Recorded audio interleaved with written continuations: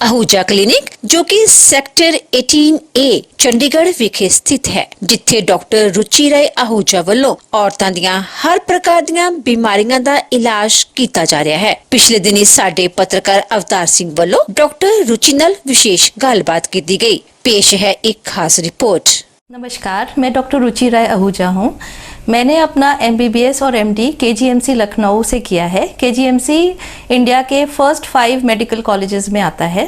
मेरा experience obstetrics and gynaecology में है और लगभग 20 साल का एक्सपीरियंस है। जेकर मैम गल करिए गायनी दे नाल तुसीं पहले जिन्नियां भी डिजीज़ हैगियां लेडीज़ ਦੀਆਂ ਤੁਸੀਂ देखते हो कि की कारण है उन्हां दा मेन की किन्हां कारणा करके ज़्यादा देखने ਨੂੰ आ रही हैं? हमारे पास सब तरह के केसेस आते हैं। सबसे ज़्यादा प्रेगनेंसी वाले आते हैं। हम बहुत कोशिश करते हैं कि लोगों की नॉर्मल डिलीवरी हो जाए, उसके लिए पेशेंट्स को इनकरेज करते हैं। उसके बाद जो है वजाइनल इन्फेक्शन, जो कि मतलब प्राइवेट पार्ट का इन्फेक्शन है, उसके लिए भी बहुत सारे लोग आते हैं। काफ़ी सारी यंग गर्ल्स जो हैं PCOD को लेकर के, इरेगुलर साइकिल्स को लेकर के बहुत सारे लोग कंसल्ट करते हैं। कुछ लोग जो है इनफर्टिलिटी, बांझपन के लिए हमें कंसल्ट करते हैं। एंड मेरे पास जो है इंडिया का I am the only gynaecologist in India जिसके पास breast related problems sort out करने की डिग्री है। मैंने PhD करी है, तो मेरे पास बहुत सारे लोग अपनी ब्रेस्ट रिलेटेड प्रॉब्लम भी लेकर के आते हैं। मैम जिवें तुसीं जिक्र कीता ब्रेस्ट रिलेटेड प्रॉब्लम्स दी की प्रॉब्लम्स मोस्टली अपने इंडिया दे विच देखने को मिलती है? हमारे यहाँ जो है देखा जाए तो इंडिया में ब्रेस्ट और कैंसर, सर्विक्स, ये सबसे ज़्यादा कॉमन कैंसर्स हैं जो इंडिया में देखे जाते हैं। बट सब लेडीज़ को कैंसर नहीं होता। तो जो मेरे पास आते हैं वो लगभग ज़्यादातर लोग डरे होते हैं कि कहीं उन्हें ब्रेस्ट कैंसर तो नहीं है, बट ज़्यादातर ब्रेस्ट रिलेटेड प्रॉब्लम्स पेशेंट की जो है ब्रेस्ट पेन को लेकर के होती हैं। लम्स इन ब्रेस्ट होते हैं, किसी को गठीलापन होता है, किसी को गांठ होती है, और रेयरली जो है ब्रेस्ट कैंसर भी डिटेक्ट होता है। ਤੇ ਮੈਮ ਇਹਦੇ ਜਿਹੜਾ ਬ੍ਰੈਸਟ ਕੈਂਸਰ ਹੈ ਕੀ ਉਹਦੇ ਸਿੰਪਟਮਸ ਹੁੰਦੇ ਨੇ ਤੇ ਕਿਵੇਂ ਇਹਨੂੰ ਕਿਉਰ ਕੀਤਾ ਜਾ ਸਕਦਾ ਹੈ? हाँ जी, बेसिकली क्या है कि जैसे मैंने पहले आपको बताया कि सर्विक्स जो यूट्रस का माउथ है उसका कैंसर और ब्रेस्ट कैंसर, ये इंडियन लेडीज़ के सबसे कॉमन कैंसर्स हैं। कुछ साल पहले सर्वाइकल कैंसर सबसे कॉमन कैंसर हुआ करता था इंडियन लेडीज़ में, बट आजकल ब्रेस्ट कैंसर बहुत कॉमन हो गया है। और बेसिकली क्या है कि हमें कोई भी ब्रेस्ट का लक्षण इग्नोर नहीं करना चाहिए। तो किसी भी लेडी को हर महीने अपने ब्रेस्ट को चेक करना चाहिए, खासकर इमीडिएटली आफ्टर पीरियड्स। उस टाइम ब्रेस्ट हल्का होता है और आसानी से देखा जा सकता है। तो क्या लक्षण है कि ब्रेस्ट कैंसर है? ब्रेस्ट कैंसर के लक्षण में दोनों ब्रेस्ट में बदलाव, एक बड़ा एक छोटा, निपल का अंदर हो जाना, स्किन ऑफ द ब्रेस्ट एक ऑरेंज पील की तरह, जिसको प्यूडी ऑरेंज हम अपने मेडिकल टर्म्स में कहते हैं, उस तरह का हो जाना, निपल्स में से ब्लड मिक्स डिस्चार्ज आना, या फिर कोई गांठ, खासकर वो गांठ जो कि पेनलेस है और फटाफट बढ़ रही है, ये सारे ब्रेस्ट कैंसर के लक्षण हैं। बगल में भी कई बार चेक करने पे कई बार जिसको ब्रेस्ट कैंसर होता है साइड में बगल में गांठ भी पाई जा सकती है। तो इनमें से कोई भी लक्षण हो, इनको नज़रअंदाज नहीं करना चाहिए। केड़ी स्टेज ते इन्हू क्योर किया जा सकता है? ब्रेस्ट कैंसर का अच्छा खासा ट्रीटमेंट है अगर आप जल्दी आ जाते हो। हालांकि हर स्टेजेस पे हमारे पास ट्रीटमेंट है, बट अगर पेशेंट बहुत जल्दी आ जाता है तो सर्जरी से बहुत काफ़ी हद तक के ट्रीट हो जाता है। और सर्जरी के बाद अगर हमें लगे कि वो थोड़ा ज़्यादा फैला हुआ है तो कीमोथेरेपी भी दी जा सकती है। अगर इस तो अलावा आप गल करिए प्रेगनेंसी की, ਤੇ ਕੀ ਉਹਦੇ ਮੇਨ ਕਾਰਨ ਨੇ ਕਿ ਜਿਹੜੀ ਅੱਜਕੱਲ ਲੋਕਾਂ ਦੇ ਜਿਹੜੀ ਕਪਲਸ ਨੇ ਬਾਂਝਪਨ ਦੇਖਣ ਨੂੰ ਕਾਫੀ ਮਿਲ ਰਿਹਾ है? आजकल क्या है कि लोग अपनी लाइफ में इतने बिजी हैं कि प्रेगनेंसी करने के लिए जो है वो सोचते हैं कि जैसे जैसे मतलब बाद में कर लेंगे। पहले वो अपना प्रायोरिटी रखते हैं कि हम अपना जो है एकेडमिक्स, करियर पहले देख लें। तो एज की वजह से काफ़ी सारे लोगों को प्रॉब्लम है। हार्मोनल अपसेट्स आजकल बहुत देखे जाते हैं, जैसे PCOD है, थायराइड है, और भी काफ़ी सारे हार्मोन्स हैं जिनकी वजह से प्रॉब्लम आ सकती है। मेल फैक्टर्स बहुत हैं मेल्स में, जो कि मतलब कि जो स्मोकिंग या ड्रिंकिंग करते हैं या नशा करते हैं उनके सीमन काउंट गड़बड़ हो जाते हैं। सो 35% केसेस जो हैं फीमेल रिलेटेड होते हैं, 35% ऑलमोस्ट मेल रिलेटेड होते हैं, और बाकी जो हैं बहुत सारे फैक्टर्स हैं। मैम जेकर गल करिए ਆਪਾਂ नॉलेज की, कई कपल्स ऐसे होंगे जिन्होंने नॉलेज नहीं होती कि प्रेगनेंसी की टाइम केड़ा है, राइट टाइम केड़ा है, ये भी एक मेन कारण है।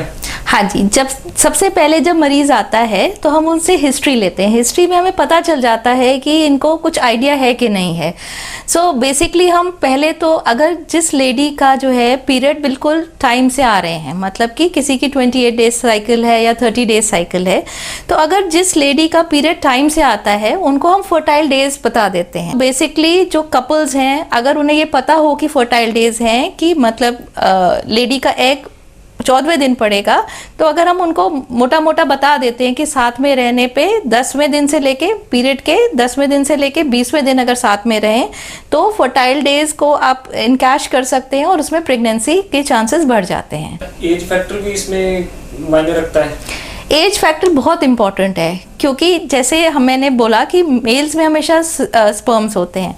मेल्स के जो स्पर्म्स हैं वो रिन्यू होते रहते हैं हर 3 महीने में, बट फीमेल्स क्या है कि जब वो मदर की वूम में थे उस टाइम से जो एग उनके मदर की वूम में उन्हें एग मिला, वही एग जो है पूरी ज़िंदगी उनके काम आएगा। सो जैसे जैसे वक्त बढ़ता जाता है वैसे वैसे वो एग्स बेसिकली जो है ओल्ड होने लगते हैं। So with age fertility and abnormality, fertility decrease करने लगती है खासकर 30-35 ईयर्स के बाद, और एज के साथ एबनॉर्मैलिटीज़ भी आने लगती हैं। सो फीमेल्स के लिए बड़ा इंपॉर्टेंट है एज के हिसाब से अपनी प्रेगनेंसी प्लान कर लेना।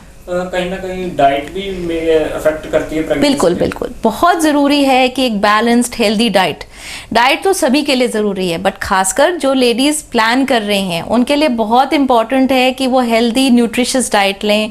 आपका जो एक फूड पिरामिड के हिसाब से जो है डाइट लें, जैसे कि कार्बोहाइड्रेट्स का, प्रोटीन का, फैट्स का, मिनरल्स का एक प्रॉपर बैलेंस बना करके लेंगे। और खासकर जो प्रेगनेंसी प्लान कर रही हैं उनके लिए एक्स्ट्रा जो है एक विटामिन है जिसको कहते हैं फोलिक एसिड, वो लेना बहुत ज़रूरी है। तो जो भी प्लान कर रही हैं महिलाएं, उनको एटलीस्ट 3 मंथ्स पहले फोलिक एसिड की टैबलेट जरूर स्टार्ट कर लेनी चाहिए। And any time any day जो फ्रूट्स हैं, वेजिटेबल्स हैं, बहुत ही they have a lot of minerals and vitamins and they help in conceiving. Ma'am कोई लेडीज है, उसने अगर प्रेगनेंसी कंसीव की है तो किन बातों का उसे ध्यान रखना चाहिए कि जो वो किसी तरह का कोई फैक्टर ना पड़े या कोई प्रेगनेंसी जो खराब ना हो? एक्चुअली जो है जब pregnancy, starting of the pregnancy थोड़ा सा क्रिटिकल टाइम होता है। सो बच्चा बड़े अच्छे से जमता नहीं है यूट्रस में, अगर मैं लेमैन लैंग्वेज में समझाऊँ तो हमें उस टाइम बहुत ही प्रिकॉशंस की ज़रूरत है। जब तक ये जो है 12 वीक्स नहीं हो जाते हैं, there is a very high chance of abortion अगर ध्यान ना रखा जाए। तो उन प्रिकॉशंस में हम बोलते हैं कि एक तो जो है ट्रैवलिंग अवॉइड करें, हस्बैंड वाइफ रिलेशंस अवॉइड करें, झटके वाला कोई काम ना करें, भारी वज़न ना उठाएं, सीढ़ियों का ध्यान रखें, हील्स पहने हुए तब ध्यान रखें कि कोई मतलब इम्बैलेंस होकर के चोट ना लग जाए। सो ये सारे प्रिकॉशंस बहुत ज़रूरी हैं, खासकर फर्स्ट 12 वीक्स पे। मैम जो हॉस्पिटल चंडीगढ़ में रन कर रहे हैं, क्या क्या आपकी इंडोर फैसिलिटीज आप प्रोवाइड कर रहे हैं?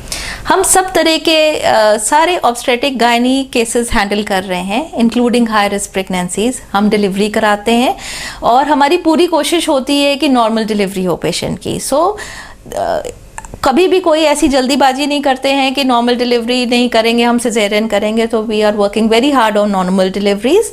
ज़रूरत पड़ने पे सिजेरियन भी होते हैं, पेनलेस डिलीवरीज भी होती हैं। बच्चेदानी के सारे प्रॉब्लम्स और ऑपरेशंस, चाहे वो ओपन ऑपरेशन हो, लैप्रोस्कोपी वाले हों, दूरबीन वाले हों, की होल वाले हों, वो सारे हम करते हैं। हमारे पास एक extra degree breast related problems की है, हम उनको बड़े अच्छे से टैकल कर लेते हैं, क्योंकि ज़्यादातर ये ब्रेस्ट की चीज़ें जो है जनरली सर्जन देखते होते थे एंड सर्जन जनरली मेल्स होते हैं। सो हमने ये सोच करके ये ब्रेस्ट की डिग्री ली कि भाई females are more comfortable with their gynaecologist. Lady होने के कारण थोड़ा सा हमारा उनके लिए थोड़ा सा इंक्लिनेशन अच्छा होता है, उनको प्यार से हम समझा सकते हैं, पेशेंट्स भी आराम से दिखा लेते हैं। सो हमारे पास ब्रेस्ट रिलेटेड प्रॉब्लम्स की सारी सुविधाएं हैं।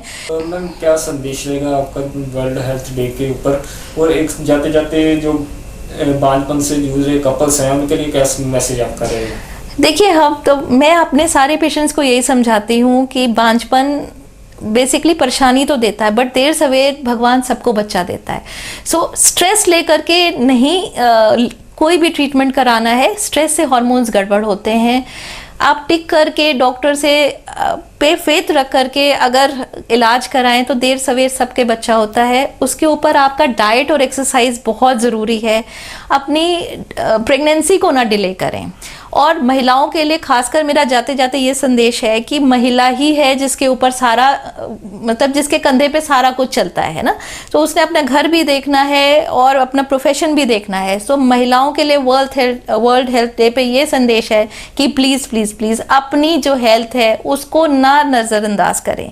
आप सबसे ज़्यादा इम्पॉर्टेंट हो। अगर आप हेल्दी रहोगे तो ही आपकी जो है परिवार और आपके आसपास वाले लोग हेल्दी रहेंगे।